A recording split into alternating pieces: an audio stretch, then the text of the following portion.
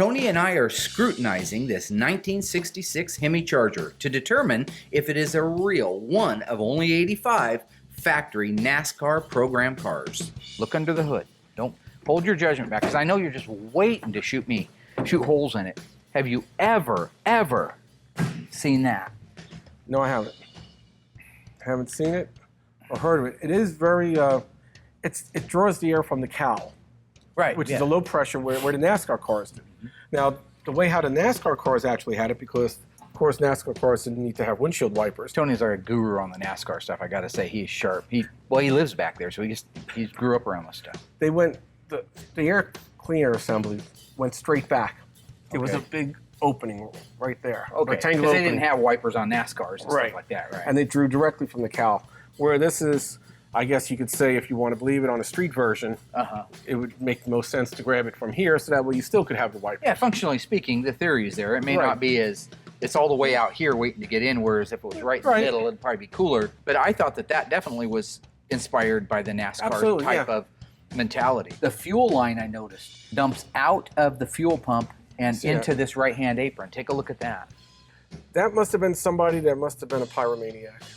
Because it doesn't make much sense. It's in your hit corner, right? Yeah, having a fuel line in the open wheelhouse area. We'll raise it up in a minute and take a look, but yeah, it definitely goes out there, and I don't know if that's to avoid vapor locking. It must be, right? Why else would you go outside the apron instead of the inside? Because the way Chrysler did it, they put it down on the bottom of the rail. It was perfectly fine. Right. These guys used a rubber hose, which is going to absorb the heat more so than the metal one, right? A lot safer, if they're worried about vapor from the heat from the exhaust, would have been to run it along the top and then have it come back down again. Right. Here's one that I was going to ask you. Look real close at that breather cap. I saw that when I was over there.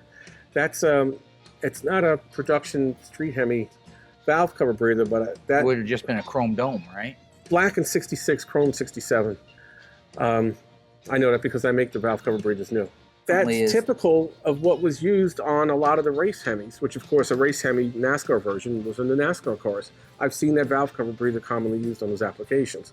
So that's following suit. So it's an original NASCAR. With the theme. That's the bottom line. That right there is your smoking gun. Well, I think that'll probably fit on a 6-cylinder Valiant. Would that make that a NASCAR car? Well, no. See, this is where I recognize your sarcasm. Okay, you're just saying because you can do that, you can put it on another car. All right, correct. You're great. That's great, Johnny Cochran. You're the man. Okay, but let me pose this one to you, Inspector Clouseau. Whoever put it on there didn't just randomly get it at the local Pep Boys, right?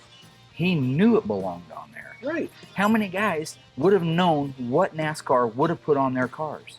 Did Buddy Baker put that on there? It was very easy to see what was on the cars back then. Okay. They weren't looking for a 50-year-old vehicle to reference. They were looking at brand new vehicles to reference, even if it was a brand new NASCAR race car. With the Mr. Norms decal, didn't he keep track of those? So maybe there's paperwork to support something here too. If it was possible, sure. All right, can we raise it up on the rack? I'd like to take a look real quick, make sure the torque boxes are in place, and just see if there's anything else that supports my idea that this is a one of 85 NASCAR program cars. Okay, let's check.